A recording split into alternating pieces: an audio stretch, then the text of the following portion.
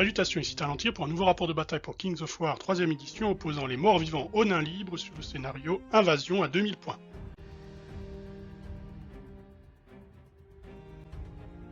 Les listes d'armées, les morts vivants seront joués par Olivier et les nains libres par votre serviteur. Le déploiement des deux armées.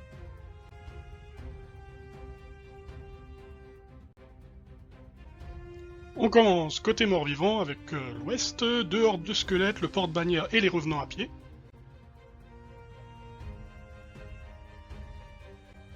Au centre, le revenant sur Wyrm, les zombies et trolls zombies avec un nécromancien derrière. Et enfin sur le flanc est, Olivier a mis sa cavalerie, 2 unités de revenants montés, le chancre sanguinaire et son vampire.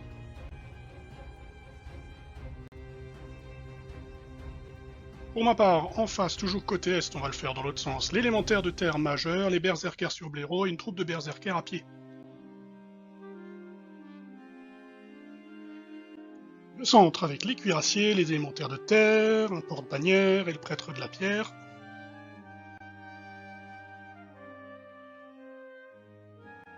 Et enfin à l'ouest, les maillets d'Eric, accompagnés d'une troupe de berserkers, un porte-bannière et puis Eric évidemment.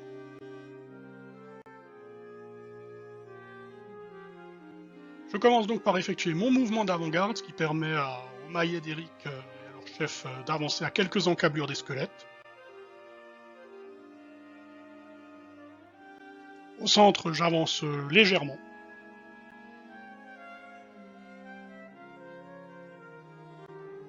Et sur le flanc droit, pas de mouvement, excepté la troupe de berserkers qui avance un peu.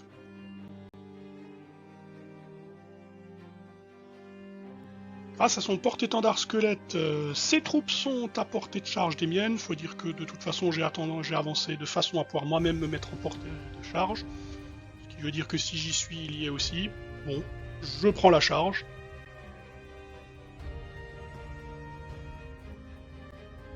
Du coup ça frappe sous les yeux du roi nain.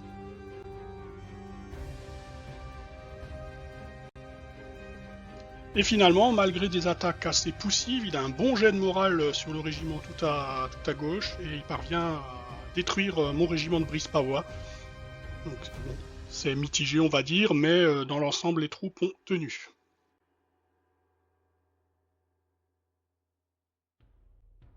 Côté gauche, il est un peu embouteillé avec sa cavalerie puisque je n'ai pas bougé donc il est obligé d'avancer. Je repasse à l'ouest où je fais contrecharger mes 2 régiments contre la horde de squelettes la plus à droite.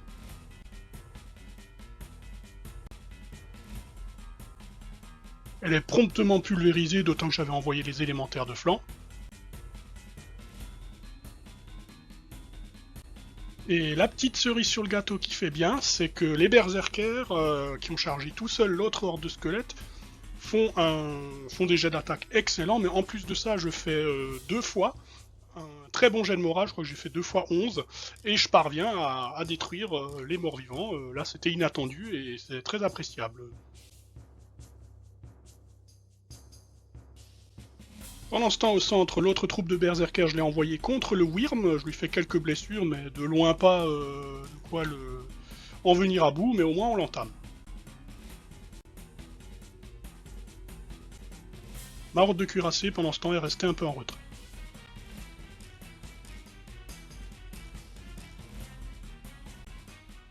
Du coup, avec son flanc droit complètement détruit, Olivier n'a pas d'autre choix que d'essayer de faire rempart avec ce qui lui reste, donc les troupes du centre, on va commencer par la horde de revenants à pied.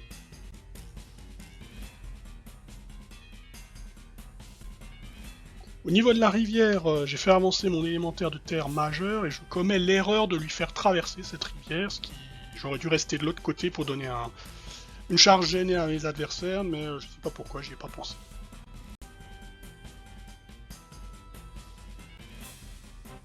Résultat, je me fais charger, mais les revenants font de la merde, y a pas d'autre mot. À peine quelques dégâts, et la contre-attaque assez violente de l'élémentaire aidé par les berserkers les démantibule directement. Bon, heureusement pour mon adversaire, il a sa seconde ligne, il envoie donc les trolls zombies et le Goreblight contre les berserkers sur Blaireau, tandis que le vampire monté et les autres revenants montés chargent l'élémentaire de terre majeur.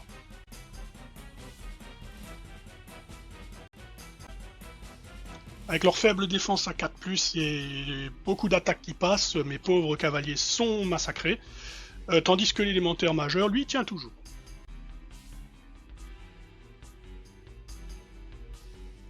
Au centre, mes élémentaires de terre majeure chargent les revenants à pied, mais sans parvenir à les dérouter, mais c'était pas le but c'était de les entamer. Par contre, le Wyrm a piétiné mes berserkers un peu plus tôt que prévu, ce qui ne m'arrange pas, puisque du coup il pourra participer certainement à la mêlée par la suite contre les revenants. Et évidemment, dans la foulée, le Wyrm charge les élémentaires de flanc, ce qui ne m'arrange pas du tout.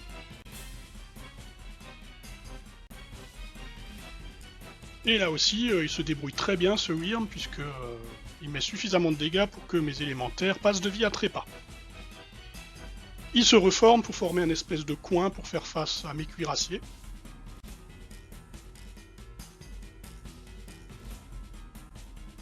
Et surtout pour faire face à mes troupes qui arrivent depuis l'ouest et qui font une charge combinée sur les revenants à pied, avec les 2 régiments plus le roi Eric, ce qui suffit à les finir.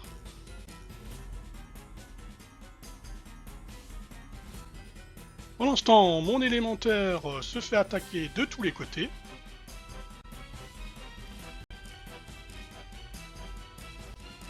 Et il succombe de façon prévisible.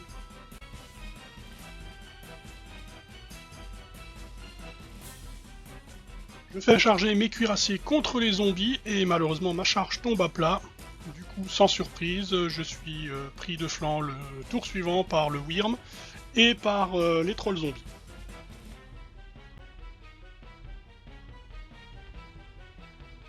Inutile de préciser qu'après un tel traitement, mes pauvres cuirassiers ont terminé les pieds devant direct au cercueil.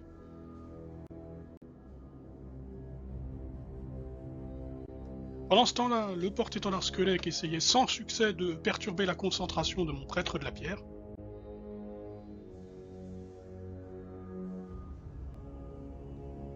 Le Wyrm a pu se reformer pour me faire face, mais tout comme avec les revenants à pied, je fais une charge combinée des Maillets et d'Eric avec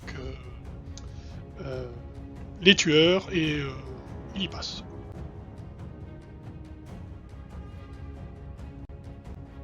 Ma ligne est alors bien reformée sur le centre et elle accueille la charge suivante, à savoir les trolls zombies qui chargent les berserkers et les zombies qui chargent les brise-pavois. Les 2 charges ne donnent rien puisque mes troupes résistent. Ma contre-charge fait du dégât puisque je détruis les trolls zombies grâce à un jet de morale assez chanceux et les zombies qui étaient déjà entamés n'opposent pas une très grosse résistance aux brise-pavois.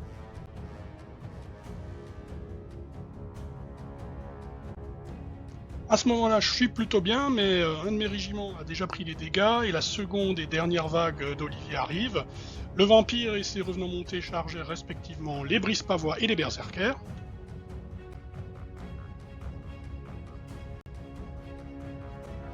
Le vampire fait du dégât dans mon régiment et le déroute, mais par contre, une fois encore, les berserkers tiennent bon.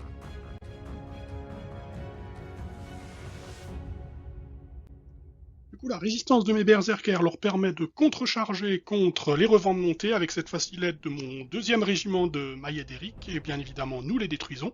Tandis que mon seigneur nain, donc Eric, a tenté d'engager le vampire, mais je lui ai causé à peine une blessure, donc il a à peine senti quelque chose. Du coup, le vampire, le tour suivant, tourne bride et attaque l'arrière de mes brise-pavois, tandis que sa dernière unité disposant d'une PU, à savoir le Goreblight, attaque de face.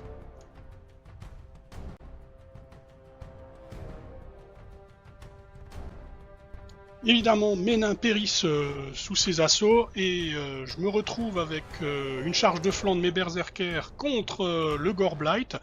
Une fois encore, mes berserkers se défoulent et se dépassent, détruisant le Goreblight et me permettant d'avoir la balle de match. Malheureusement, je n'obtiens qu'un au jet de percée et je ne parviens donc pas à repasser dans la zone de mon adversaire, puisque le but du scénario était de mettre des unités disposant d'une puissance d'unité un maximum du côté de la moitié de table adverse.